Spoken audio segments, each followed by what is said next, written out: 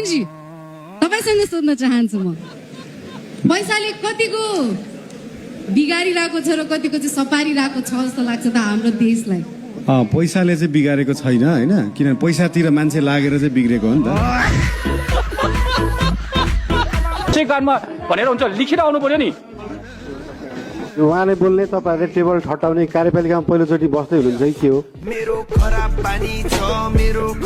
प्रमुखज्यूले कसरी बुझ्नुभयो मैले फुटपाथमा पार्किङ गर्ने कुरा गरेकै छैन केमा पार्किङ मैले सडकमा कुरा गरिरहेको सडकमा पाइँदैन पार्किङ गर्नु सडक विभागको आफ्नै ऐन छ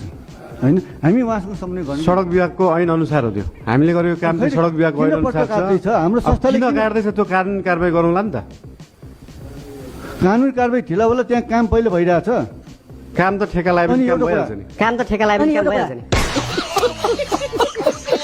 अनि बोले जस्तो कुरा कहाँ हुन्छ र गाह्रो छैन गाह्रो छ भनेर बसियो भने त चुप लाएर सुतेर बसे भइगयो त गाह्रो छ आज के उठ्नु आज म दिनभरि सुतेर बस्छु भन्दा भइगयो गाह्रो छ भने त भएन नि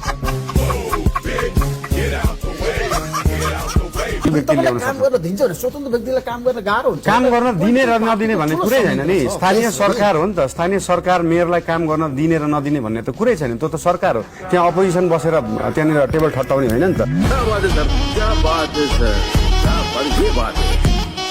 बर्खामा पानी पर्दाखेरि त त्यो सोसेर भित्र पानी जाने भयो नि त जमिनको पानी रिचार्ज हुने भयो तपाईँको घरको बोरिङमा अस्ति पानी नआएर गाह्रो परेको थियो अब त्यो बोरिङको पानी माथि आउँछ इनारको पानी माथि आउँछ इनारको पानी माथि आएपछि खोलाको पानीको लेभल पनि माथि बढ्छ सफा पिउने पानी चाहियो सुन्दै गर्नुहोस् न यहाँ आइसक्यो सफा पानी सुन्दै गजब बेइज्जती तपाईभन्दा अगाडिका मेयरहरूलाई अथवा यसभन्दा अगाडिका पदाधिकारीहरूलाई पनि त फोहोर त गनाउँदो हो नि यो टेक्नोलोजी त थाहा नभएको होइन होला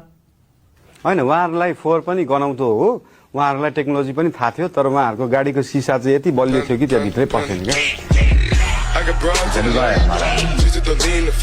तपाईँलाई अत्यन्तै तुच्छ नि सर अत्यन्तै तुच्छ राक्षसको वकिल भएर एउटा प्रश्न सोधौँ हजुर सोध्नु तपाईँ हारिहाल्नुभयो भने कसरी अनुहार देखाउनुहुन्छ यसरी नै देखाउँछु